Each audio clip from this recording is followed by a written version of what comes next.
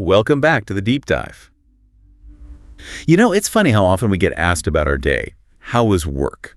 Or what do you actually do? Right. And we often give a pretty vague answer, don't we? Or sometimes maybe even struggle a bit, to put it concisely. Yeah, it's surprisingly common. It seems like such a simple question, but really getting across the richness and the rhythm of our professional lives, it can feel tricky. It really can. So today we're doing a deep dive into something that seems basic, almost fundamental, but it's actually incredibly revealing.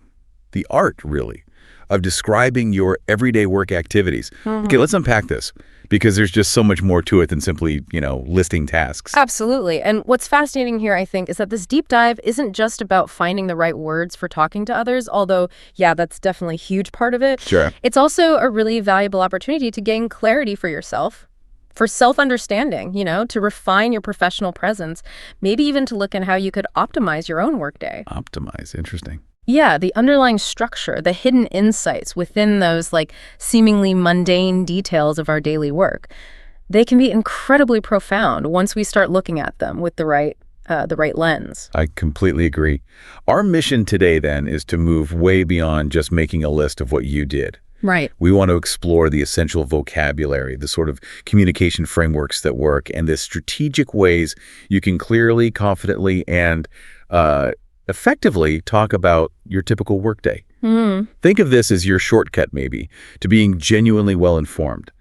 Not just about your own professional story, but also getting a real handle on the professional reality of the people you work with. That understanding is key. Yeah, we'll explore what truly makes a day, and how being concise and accurate about our work reality actually benefits us in, some pretty surprising ways. And our insights today, they're coming from a really interesting source. Everyday English at Work. Okay. Now, its main focus might be on language learning and professional communication skills. Right. But it gives us this incredibly clear, very structured look at the core components of daily work life, Okay. which offers us a unique and, honestly, a really useful lens for this deep dive into professional communication.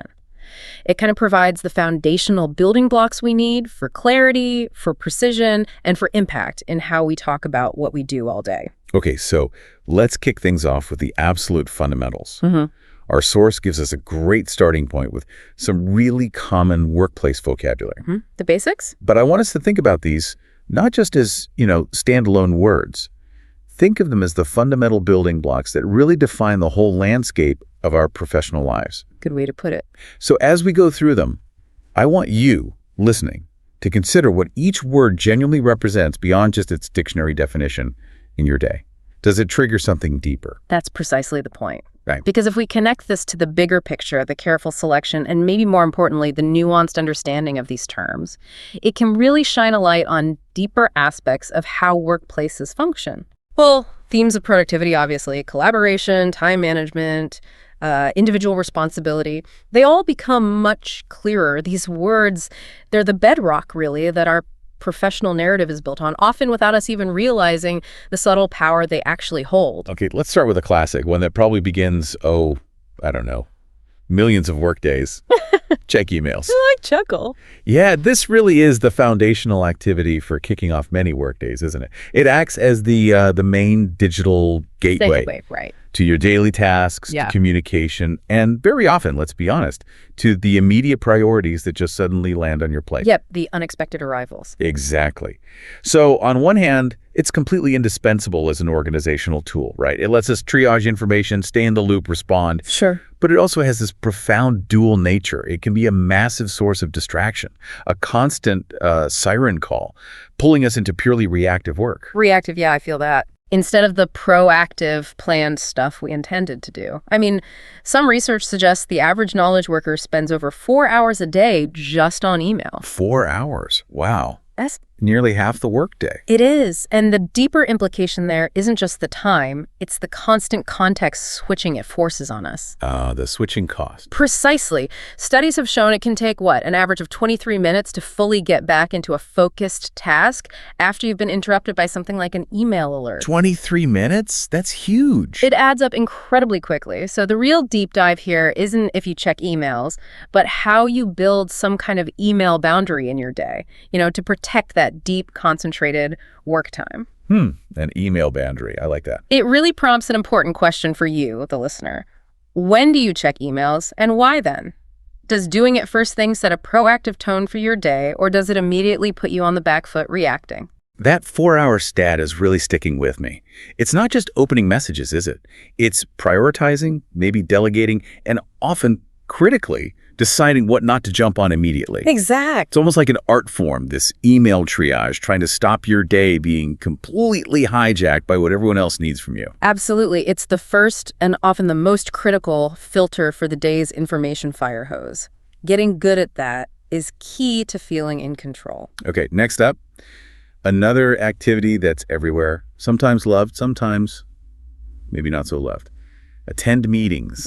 Meetings. Yes, they're a truly multifaceted activity, aren't they? Essential for so many parts of work life. Like what specifically? Well, they're forums for making decisions, right? They're crucial for sharing information across teams, vital for tackling complex problems together, and absolutely key for getting everyone aligned, fostering that shared sense of purpose. Okay, sounds good on paper. Chuckles.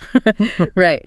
But we all know the common challenge, unproductive meetings, the ones that feel like a waste of time. We've all been there. But why do they stick around, even though everyone knows they can be inefficient? Often it's a cultural thing, maybe a failure of clear leadership. Or sometimes they serve a hidden function. A hidden function? Like what? Like signaling status, maybe? Or even avoiding individual accountability by diffusing responsibility in a group setting. Interesting. I hadn't thought of it that way. So what's truly insightful here isn't just that bad meetings exist, but why they persist. The value of focused, agenda-driven participation, maybe even, dare I say, ruthless preparation. It just can't be overstated. Ruthless preparation, I like it. And if we look broader, the frequency or even the type of meetings a company has can tell you a lot about its culture. How so? Is it super collaborative? Maybe overly hierarchical, process-driven to a fault? You can often tell by the meeting schedule. And what's fascinating now is how the shift to virtual meetings has profoundly reshaped all this. Oh yeah, big time. It presents real challenges in keeping people engaged, sure, but also new opportunities for more flexible, maybe even more global collaboration. Some productivity folks argue the ideal meeting length for making a decision might actually be just 15 minutes. 15 minutes. Not an hour. Exactly. Imagine the impact if we actually adopted that mindset more often. That's a strong point about the why behind bad meetings. It's not always just poor planning. Sometimes it reflects deeper organizational issues. And yeah, a 15-minute decision meeting, that really flips the script. It does. A genuinely productive meeting, virtual or not, can speed things up and clarify goals in a way email just can't match. But without that clear purpose, yeah, it can feel like stealing time from everyone involved. And that focus on purpose, on having a clear agenda, maybe even a defined outcome you're shooting for, that makes all the difference. Our source even highlights this by calling it a distinct activity, attend meetings, not just, talking. Good point. Okay, moving on to a communication method that's, well, maybe seen a bit of a comeback, or at least we appreciate it more now. Make phone calls. Yeah, it's interesting. In a world that's increasingly text-based, asynchronous, we sometimes forget how important direct verbal communication still is. There are definitely situations where a phone call is just plain more effective, more efficient, and frankly, more human than an email. Like when? Think about building rapport, especially with new clients, partners, even new colleagues, where those little subtleties of tone and getting immediate feedback are just crucial. Right, you lose that in text. Completely. Or consider negotiating complex terms where nuances get easily lost or misinterpreted in writing. Or trying to resolve really intricate issues that need real-time back and forth, immediate clarification, a dynamic exchange. Yeah, trying to solve a complex tech issue over email can be painful. Exactly. A single well-timed phone call can just slice through days of email chains and speed up decisions or fixes in a way asynchronous chat just can't. It saves hours, potentially days. And it has its place for sure. Definitely. This activity, making phone calls, it really stands apart from just using internal chat tools. It often signals reaching out externally or handling something urgent with a personal, direct touch that builds trust and clarity. But what about, say, needing the written record? Or if someone isn't a native speaker and a call might be harder to follow? That's the key consideration. You're right. You have to weigh the need for that rapport and speed against the need for clear documentation or potential comprehension hurdles. It's a strategic choice. So it's about picking the right tool for the job. Exactly. It's not a default, but it's a powerful option when used thoughtfully. The nuance in a voice can be incredibly valuable, but so can the clarity of a written exchange. Smart communication choices. Makes sense. All right, let's talk about something many of us spend a fair bit of time on, whether we enjoy it or not.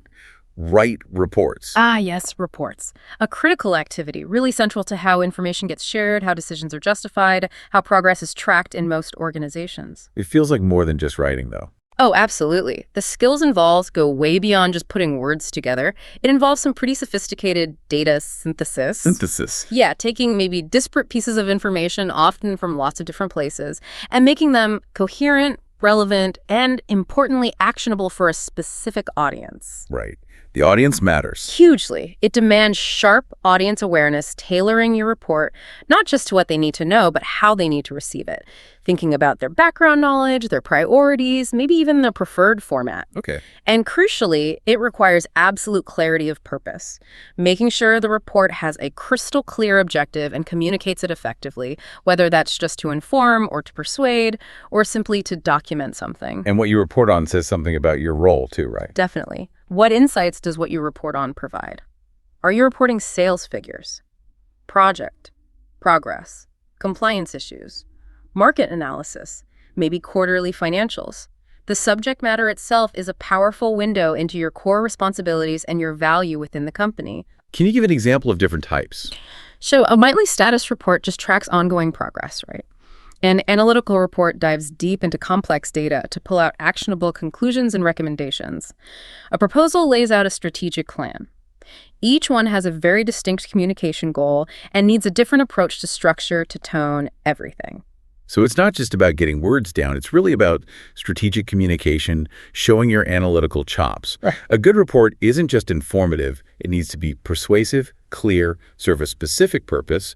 It's about making an impact. Precisely. Impact is the key word. Okay, next. A phrase that can bring either immense pride or intense pressure, sometimes both at once. Meet deadlines. Slate chuckle. Yeah. Meeting deadlines. It's truly a fundamental measure of reliability, isn't it? And effectiveness in professional life. It's not just about your personal organization either. It has significant, often cascading ripple effects across teams and projects. Ripple effect, yeah. Psychologically, deadlines act as powerful motivators. They push us to prioritize, get things done, create that sense of urgency. But they can also be stressful. Hugely stressful, and a source of anxiety if they're not managed well. They can even lead to burnout if they're relentless, with no breaks. The ability to consistently meet deadlines links directly to effective time management, sure, but also to realistic planning and, importantly, clear communication about potential roadblocks. Communication is key there. Absolutely, because when we miss deadlines, it can have really far-reaching negative consequences on team projects, on client trust, on overall timelines, even on budgets. Yeah, so it raises a question then. Right. How does your approach to managing time directly feed into your ability to hit those critical markers consistently? And what happens when those deadlines are just unrealistic? Yeah, what happens then? Well, it often forces a trade-off, doesn't it, between speed and quality, which can lead to work that's just not up to par. It feels like the ultimate accountability check, really. It shows you can deliver, but it also highlights the processes and the support systems, or lack thereof, around you. The impact of missing one doesn't just stop with you. It hits the whole chain and creates those downstream delays. Precisely. It's a cornerstone of professional credibility. Managing them effectively is a skill that really speaks volumes about someone's strategic foresight and reliability. And to help us meet those deadlines, we have the next item: plan tasks. Yes, and this highlights a really crucial difference between just listing tasks, making a to-do list. Which I am very good at, the listing part. Chuckles. Many of us are. But actively planning them is different. Effective task planning involves a strategic approach. Strategic how? Prioritizing what absolutely must get done, estimating realistically how long each task will take, identifying any dependencies between tasks, and then strategically scheduling them into your day or week. Are there specific ways to do that? Oh yeah, various methodologies. You could try daily sprints, not just for tech teams. Chunk your day into focused 60, 90-minute work blocks, Treat each like a mini project with a clear goal. Okay, sprints.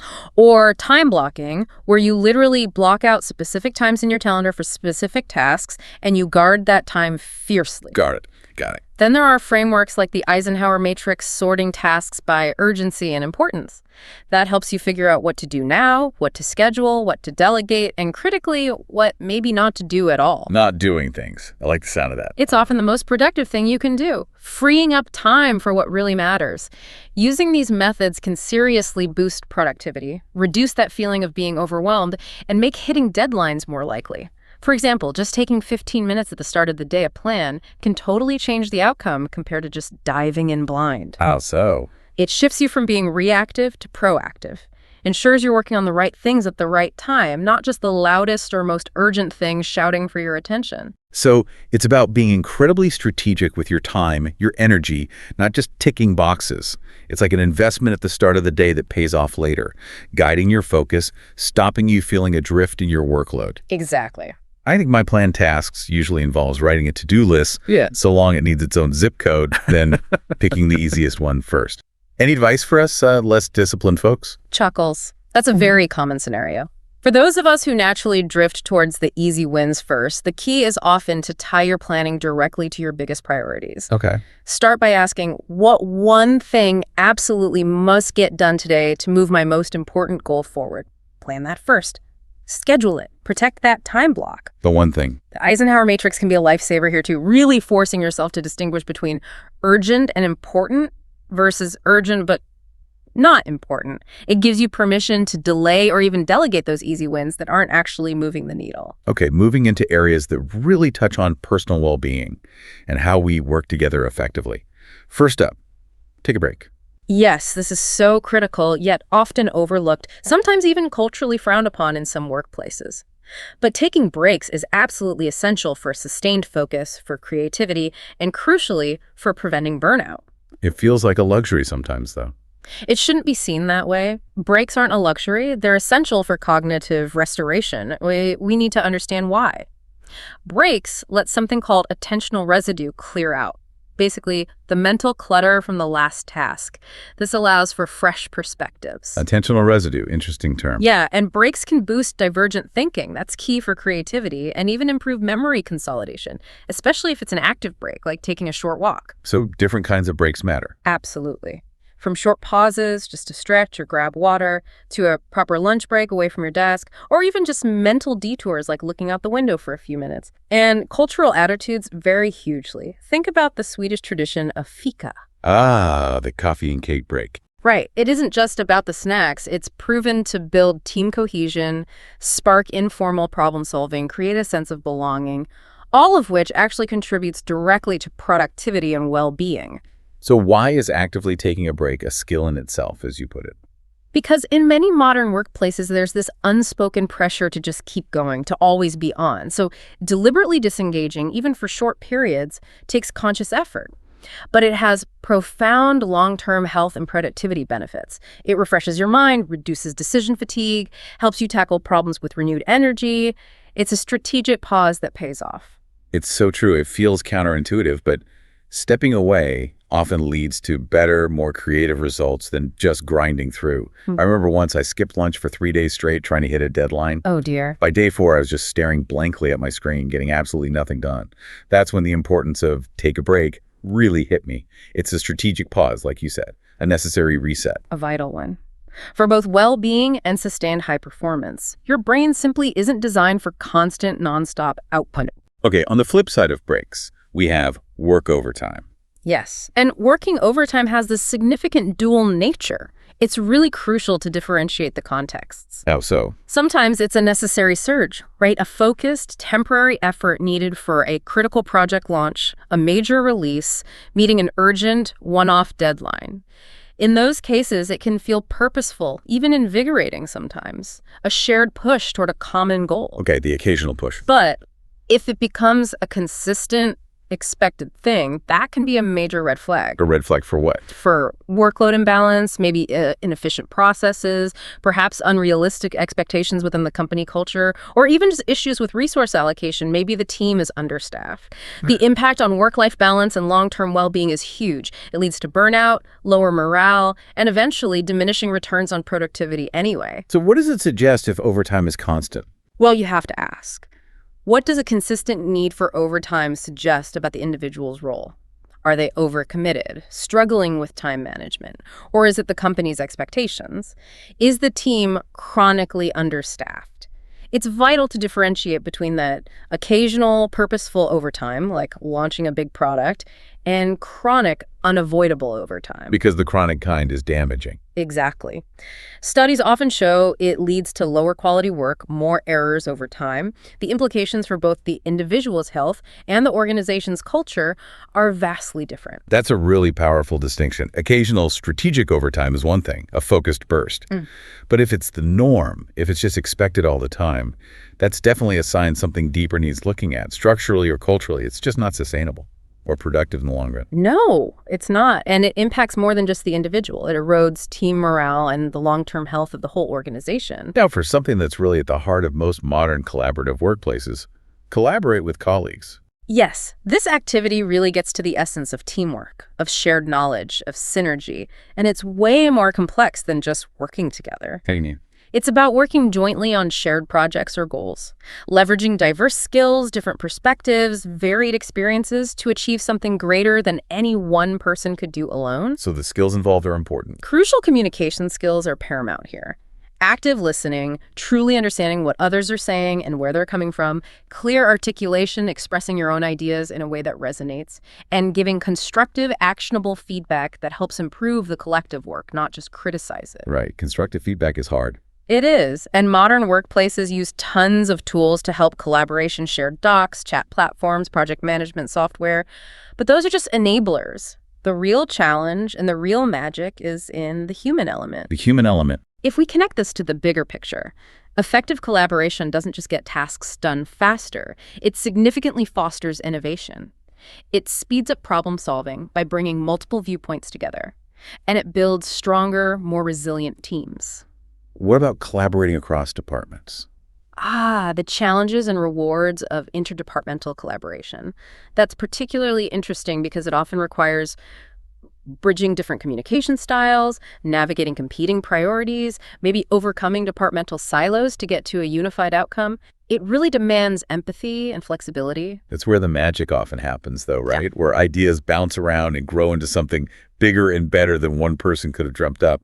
But like you said, it takes real skill, empathy, effort, especially with different personalities or working across time zones. It's absolutely the engine of progress and innovation in so many places. It demands those nuanced soft skills just as much as technical know-how. And finally, a really important part of our day, both practically and mentally.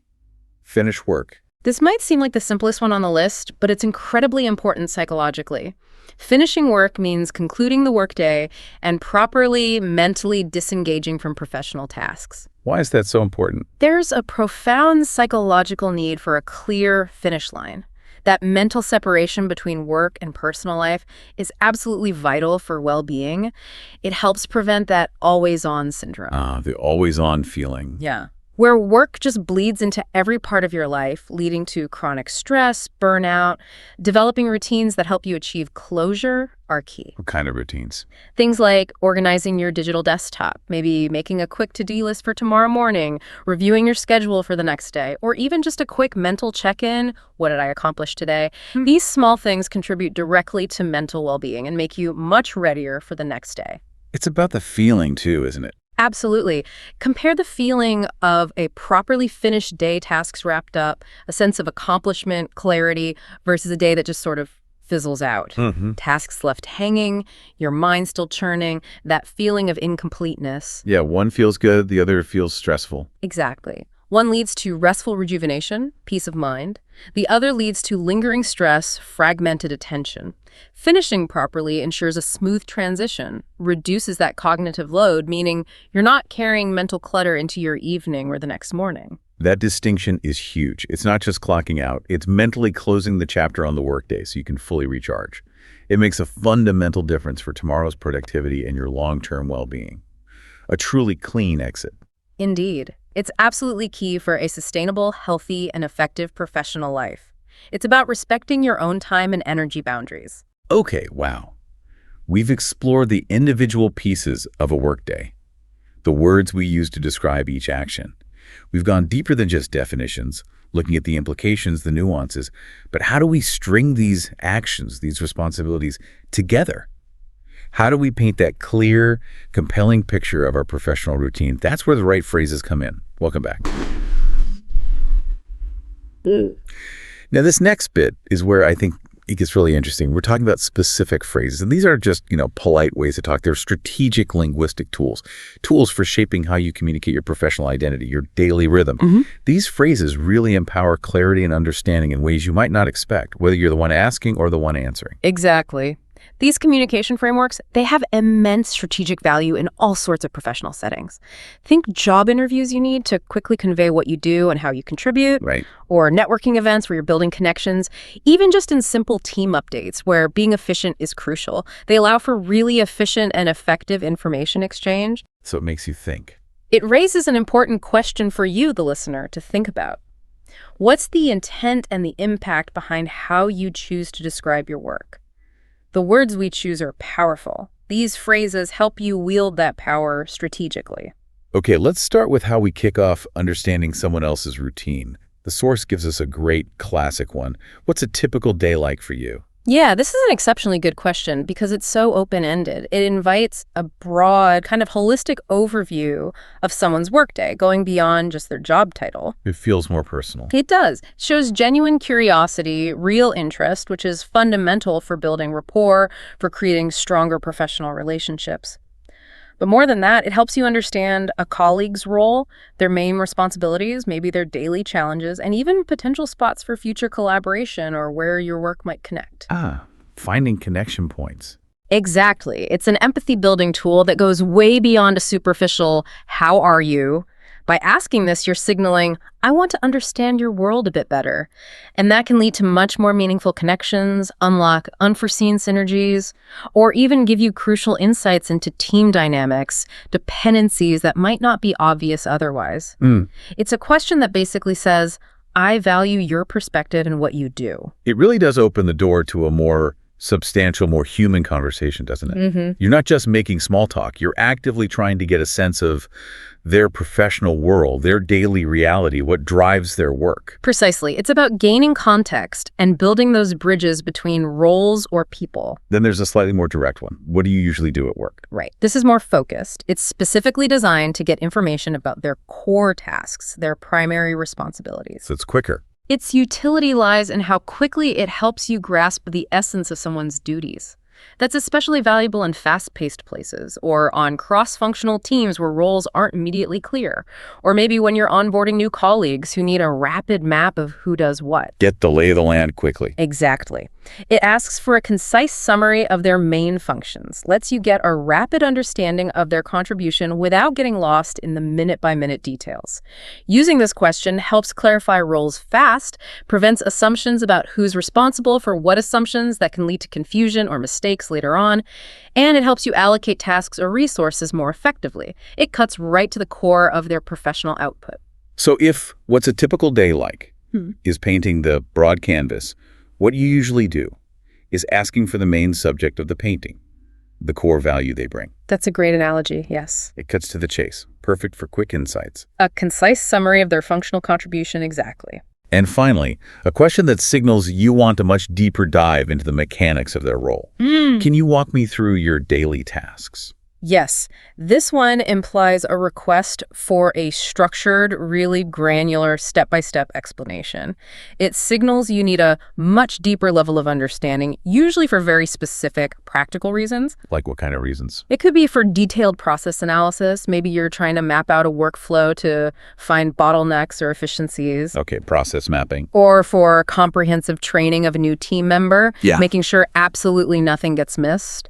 Or maybe when you're evaluating current processes to see where things could be improved or even automated. Automation, right. It shows you want specific granular detail. Moving beyond a general overview to really understand the actual sequence, the dependencies, the nature of their activities, and the level of detail you're asking for says a lot about why you're asking. For instance, in knowledge transfer, this question is absolutely crucial to make sure no critical steps are missed when someone's handing over responsibilities or you're documenting procedures. It's about understanding the how just as much as the what.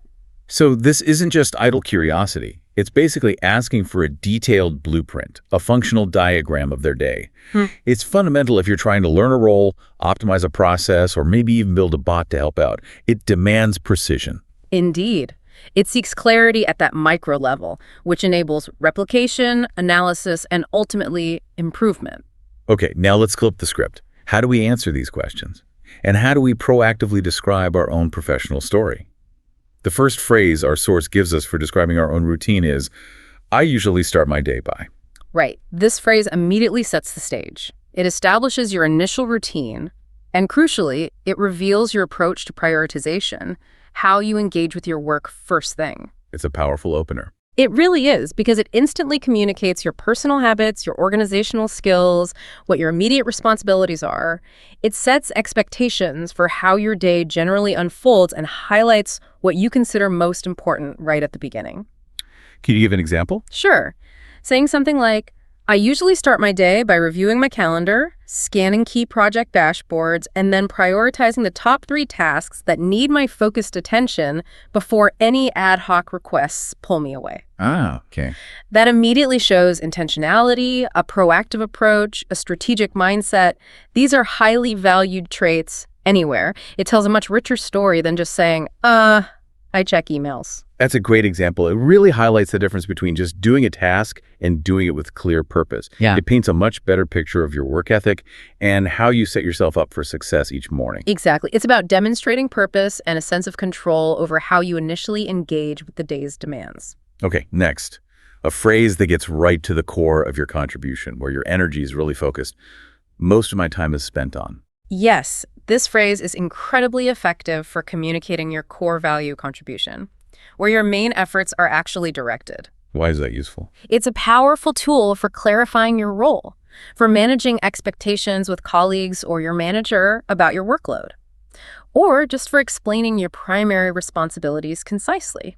For instance, think about performance reviews, or maybe if you're trying to make a case for a promotion or advocating for resources or getting involved in a specific project. Right. This phrase is particularly useful because it highlights where your primary energy, your expertise, your time is concentrated. It helps others quickly grasp your central function within the team or the organization without you having to list every single tiny task you do. So it distills it down. It distills your primary impact, yes. It's like putting a spotlight on your biggest impact areas, your core mission.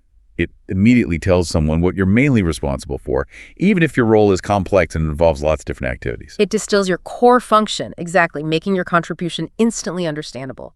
And to pinpoint specific accountabilities, maybe areas of special expertise we can use. One of my main responsibilities is... Yes. This phrase lets you highlight a specific high-priority duty or a critical area of accountability within your role. This is especially valuable if your work is quite diverse and covers many different functions. When your job isn't easily summarized. Precisely. It allows for a concise articulation of complex duties by singling out a key area of expertise or a crucial function that might not be obvious just from your job title. Example. You might say, one of my main responsibilities is ensuring all our client-facing documentation is not only accurate, but also fully compliant with the latest industry regulations across multiple countries. Okay, that's very specific. Right. It immediately establishes your expertise, the critical and specialized nature of what you do, and the significant impact of your work in that specific area. It's about being precise and impactful about your unique contribution. That's incredibly useful for clarifying your unique value add, especially maybe on a team where responsibilities overlap a bit, or if your role is just really broad. It helps you own your specialist knowledge. It provides focus and clarity of contribution, articulating your unique value proposition effectively. And finally, to wrap up your day's narrative, to signal closure and that you're prepared for what's next. At the end of the day, I always This phrase reflects your habits of closure, organization, and forward planning. These are key indicators of professionalism and good self-management. Why is that important to communicate? It highlights your commitment to continuity. It provides that crucial sense of completion, which, as we talked about earlier, is vital for mental well-being and getting ready for the next day. A defined routine at the end of the day helps stop tasks from bleeding over unnecessarily, reduces that mental baggage that fuels the always-on feeling, and allows for a clearer, more efficient start the following morning. It communicates a disciplined approach to ending your workday, whether that's, tidying your digital desktop, prepping a quick to-do list for the next morning, or reviewing tomorrow's critical meetings. It tells a story. It tells a story about your professionalism, your respect for your own time, and your proactive approach to future productivity. It tells a powerful story about your professionalism and your respect for your own time and tomorrow's productivity. It's about tying up loose ends and creating that crucial mental separation we talked about. Exactly. A proper, intentional, professional close sets the stage for success, both professionally and personally. Okay, so we've got the building blocks, those individual vocabulary words, and the key phrases for both asking and answering. We've broken down these individual words like building blocks, but, a pile of bricks isn't a house, is it? Chuckles. No, it isn't. So how do we actually build that cohesive, flowing story of our day? That's where a structured approach comes in, right? All right, welcome back. So what does this all mean when we actually try to put it together? It means creating a compelling, easy-to-follow story of your day. This section introduces what I think is a really powerful framework, a blueprint, if you will, for clearly articulating your entire workday, moving beyond just fragmented sentences to a holistic narrative. It's about making your professional life an open book, but, a well-organized one. Absolutely. And this structured approach is incredibly valuable as a strategic communication tool.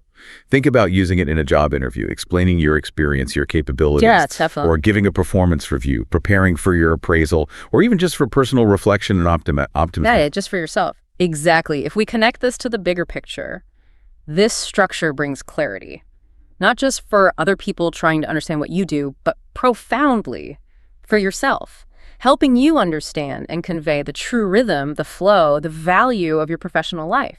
It's about mastering your narrative, and by doing that, better understanding your own impact. Okay, so we start naturally with the morning, the genesis of the workday. Our source gives this example. I arrive at the office at 9 a.m., I check my emails and plan my tasks.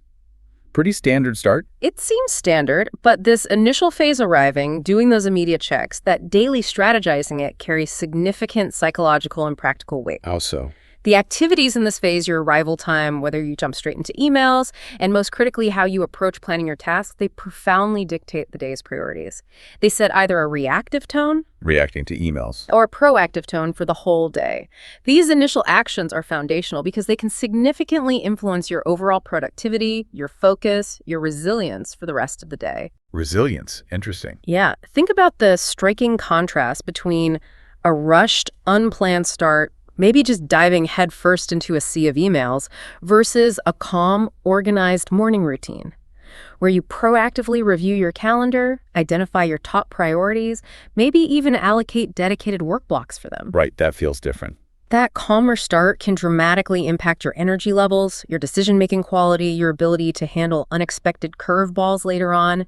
It sets you up for sustained success rather than feeling like you're constantly putting out fires. It's really the launch sequence for your professional day. The launch sequence, I like that. And a smooth launch often means a much smoother journey overall. It's fascinating how those first few moments, which are almost on autopilot for many of us, can really chart the course for the next 8 hours or so. It's not just what you do, but how you approach those first few tasks with real intention or just reacting. Those initial 15-30 minutes are surprisingly potent. Indeed. It's the launch sequence for your professional day. And yeah, optimizing it can really change everything that follows.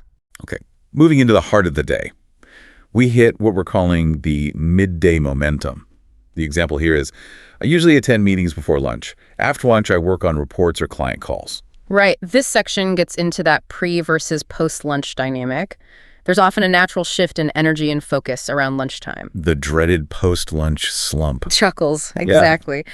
Many people experience that dip in energy right after lunch. It's a physiological reality. Understanding this natural rhythm allows you to strategically place your tasks. Work with the slump, not against it. Precisely. This phase typically involves your core output tasks, like writing those analytical reports we discussed earlier, and significant interactions, either external like client calls or internal like critical team meetings. Often, the most productive deep work, the stuff requiring intense focus and brain power, is strategically placed either in the late morning before lunch or maybe mid-afternoon, assuming your personal energy and meeting schedule allow for it. This midsection is where the bulk of collaborative work and individual project work often happens, where you're actively producing, engaging, driving forward the core objectives of your role. So the break isn't just about food. Not at all. It highlights how a meal break isn't just about eating. It's about strategically segmenting your day for different kinds of work, maximizing those periods of high energy and minimizing the impact of the lower energy times. It's where the rubber really meets the road, isn't it? Where you're actively producing, engaging. It highlights how lunch isn't just fuel, but it segments the day, almost like a natural intermission that lets you reset for the second act. Precisely. It's the engine room of the day's output. And strategic scheduling within this period can make a huge difference to your overall productivity. Then we move into the afternoon, which often focuses on alignment and completion, our example. In the afternoon, I collaborate with colleagues and complete my projects. Yeah, this phase often represents the peak period for collaborative efforts, particularly as deadlines might be getting closer or projects are moving towards key milestones. The final push. It frequently involves iterative feedback sessions, maybe shared progress updates, and a concerted push to complete significant chunks of work before the day ends. Communication and coordination are absolutely paramount during these final project stages. How does that look in practice? Well, for instance, a quick team huddle late in the afternoon, or maybe using a shared document where team members can provide rapid input, these things can significantly speed up progress and accelerate completion. They ensure everyone's aligned, contributing effectively to wrap up tasks or get them ready for the next stage. So it's about bringing it all together. Exactly. This part of the day is often about synthesizing individual efforts, solving problems collectively, and bringing various threads of work together into a coherent whole. It's where those shared goals really come to fruition through focused collective action. So it's not just about individual tasks anymore at this point. It's often about the team working together, that collective sprint maybe, to bring things to a close or at least hit a significant milestone. It's that final push where synergy really becomes visible. The collective sprint to the finish line, absolutely, where effective coordination really determines success. And finally, the daily wrap-up. Yeah. Arguably one of the most important phases, but maybe one we often neglect. The source gives us, I finish my tasks, check tomorrow's schedule, and leave at 6 p.m. Yes, and this phase really underscores the critical importance of having a structured closure routine for that mental separation we talked about and for continuity into the next day. What actions are key here? Actions like ensuring tasks are genuinely finished, or at least brought to a logical stopping point. Reviewing the next day's schedule so you're not surprised first thing in the morning. And that symbolic, definitive act of leaving, truly disengaging from work mode. These are all essential. Why is that wrap-up so vital? This defined wrap-up contributes significantly to sustainable productivity. It reduces the mental baggage you carry over from one day to the next, that attentional residue again. It helps you mentally clean house, Yeah. preventing that feeling of an abrupt, unfinished end, which can lead to stress, anxiety, maybe forgotten items. The contrast between leaving work feeling clean for the next day, clear priorities set, a sense of completion versus an abrupt end that leaves you feeling fragmented and anxious. It's stark. Completely different feeling. Totally. This structured closure impacts both your immediate evening, allowing for genuine rest and recharge, and your preparedness and mental clarity for the next morning. It's really an investment in both your future professional output and your personal well-being. It's about setting yourself up for success the next day, both practically and psychologically. A good wrap-up is an investment in both your professional output and your peace of mind. It lets you truly switch off. It ensures a smooth transition and significantly reduces that cognitive load, readying you for tomorrow's challenges. Okay, fantastic. We've constructed a full narrative of a workday, from that morning launch right through to the daily wrap-up. But, in the real world, things are often fast-paced. We might need to deploy these insights quickly, maybe at a networking event or just in a quick hallway chat. Let's look at how to master the art of the quick summary. Now that we have all these tools, the vocabulary, the phrases, that four-part framework, we need to talk about deploying them efficiently. The ability to condense these structured insights into concise, impactful answers. That is a highly valued communication skill. It's almost like having a professional elevator pitch for your day. It's about being clear, quick, memorable, demonstrating that you've really mastered your own narrative. And what's fascinating here is how those quick, clear, well-structured summaries are often what people actually remember most. Right, the sound bite. Exactly. This skill is crucial for making a strong, positive impression in networking situations, during initial meetings, or even just for efficient internal communication within a busy team.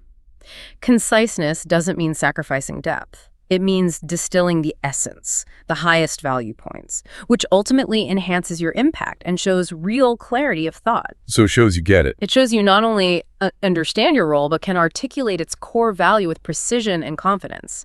#tag, responding to, what's a typical day like for you? Okay, so imagine someone asks you that question. What's a typical day like for you? This is where the challenge lies, right?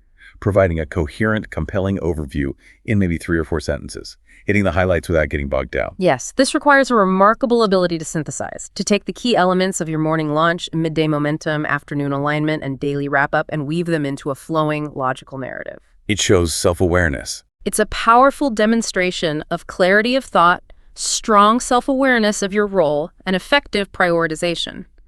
You're not listing everything. You're highlighting the most impactful and representative activities that define your contribution. Can you give an example using the framework? Sure. You might say something like, well, I usually start my day by checking emails and planning my top priorities that really sets the tone.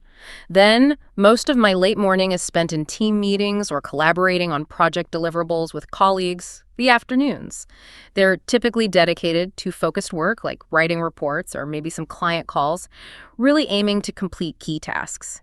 And I always try to wrap up by ensuring my tasks are finished and I've prepped for tomorrow's schedule before I head out. Okay, that flows really well. See, it concisely touches upon each phase without getting lost in excessive detail.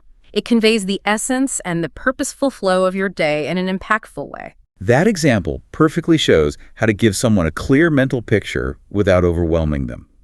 You're painting with broad strokes, but using meaningful, well-chosen details.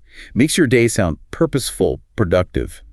It's definitely an art. It's about conveying the flow, the purpose, and the overall rhythm of your professional life, all in just a few impactful sentences. #tag, responding to, how do you usually start your workday? And what about that more focused question? How do you usually start your workday? This narrows the scope quite a bit, but it still requires that intentionality we talked about. Exactly. This question specifically focuses on the immediate initial actions of your day, and it tests your ability to recall and articulate those specific routine-setting actions clearly. What does a good answer convey? A clear, intentional answer here immediately conveys your organizational skills, your intentionality, your proactive approach. It demonstrates that you approach your day with purpose rather than just reacting to whatever hits your inbox first. That's a good tone. A well-articulated start to the day can set a tremendously positive tone for a conversation. It establishes credibility right away, showing you're in control of your time and priorities from the get-go. So how might that sound? You could say something like, I usually start my day by reviewing my calendar, prioritizing my top 3 critical tasks for the day, and then I try to dedicate a focused hour to my most important project right away, ensuring I'm proactive from the start. Nice. Shows strategy. Exactly. It shows not just activity, but strategy. It's definitely a smaller piece of the puzzle, that first hour, but incredibly telling about your overall approach to work. It immediately communicates that you're prepared, focused, intentional. It's the first impression of your operational style, really, and often it's a very memorable one. #tag outro. Great work today. Wow, what a journey we've been on. From breaking down individual words to crafting these full, structured narratives of our workday, you listening now have, I hope, a newfound ability to talk about your professional day with more precision, more confidence. You're equipped to dive deeper into your own professional story. And that's exactly right. Knowledge is most valuable when it's understood and then applied. By digging into these communication frameworks today, we've connected what might seem like simple words back to those broader themes: self-awareness, professional effectiveness, even personal well-being. Yeah. Understanding how you describe your day actually helps you understand your day itself, which in turn enables you to take greater control over it. So let's quickly recap our core learnings today. We've explored those 10 essential vocabulary words, things like check emails, collaborate with colleagues, equipping you with the fundamental language of the workplace, and hopefully some deeper insights into what they imply. We've also armed you with useful phrases for both asking about and describing workplace routines, giving you strategic tools to engage effectively, build rapport. Right. And finally, we've given you that powerful 4-part framework: morning launch, midday momentum, afternoon alignment, and daily wrap-up. A clear blueprint for articulating an entire workday, for owning your professional narrative. Now, for a provocative thought for you, our listener, to mull over, beyond just how you describe your day, maybe pause and consider why your day is structured the way it is right now. Are your current routines truly serving your goals, your deepest priorities for productivity, your personal well-being? Or are they maybe just habits you've kind of fallen into without much conscious thought or intention? That's a big question. And how might consciously articulating your workday, using the frameworks and the vocabulary we've discussed today, how might that help you not just communicate it better, but actually refine it? Could the act of clearly describing your day empower you to spot areas for improvement? Maybe streamline your processes, delegate more effectively, or even potentially negotiate a more optimal work-life balance that truly serves your long-term success and happiness. The challenge we leave you with is this. Use the power of clear communication not just to talk about your day, but to truly understand it, and ultimately to optimize it for yourself, to wield your narrative as a tool for your own personal and professional growth. So for your call to action, your reflection this week, challenge yourself. Try writing down maybe 5 sentences about your personal daily work routine. Really focus on incorporating that structured approach, maybe some of the specific vocabulary we explored today. Make each sentence truly reflecting your intentional choices. And then maybe practice saying these sentences out loud, perhaps to a trusted friend or even just to yourself in the mirror. Remember, the ultimate goal here isn't just to speak more clearly about your work. It's to think about your work more clearly, making you more intentional, more strategic, and ultimately more effective in everything you do. Thank you so much for joining us on this deep dive. We really hope this has given you a clearer blueprint for your professional narrative and maybe some tools to reshape it. Until next time.